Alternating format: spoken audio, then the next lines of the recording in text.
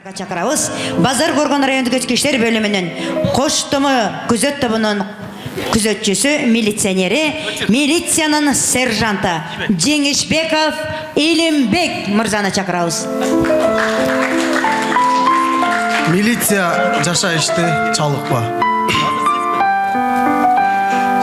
Салам досум, ал акыбал кандайсың? Айылда жок, көрүнбөйсүң, кайдасың? Ата энең бир туулгандан алыстап, достордон да такыр кабар албайсың. Ооба досум, билесиң го жумушта күнү түнү иштейт экен милиция. Антым бергем, кызматым деп мекенге. Капа болбо, досум туура түшүндө.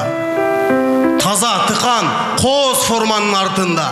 Ысык, соогу, төйшүгү көп чынында. Кээ бир адам арт тарабын түшүнбөйт. Өздөрүнчө акылдуу да кыйында. Акылдуулар келчи биздин катарга. 3 күн дебейм, 1 күн иште катарда. Жумушка деп түн жарымда чакырса, балким жетет белең мына ошондо кадырга. Досум бизде оюн, күлкү, майрам жок. Эс алгыла, ойногула көңүл ток. А биз болсо коопсуздукту карайлы. Ойногону азырынча убакыт жок. Байкабай калыптырмын баламдын чоңойгонун. Колго алып эркелетип балача ойнободум.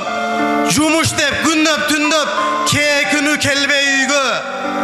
Мекенге кызматым деп өмүрүм арнап койгом. Мекеним деп ак кызмат кылабыз. Эл жерим деп тикеден тик турабыз.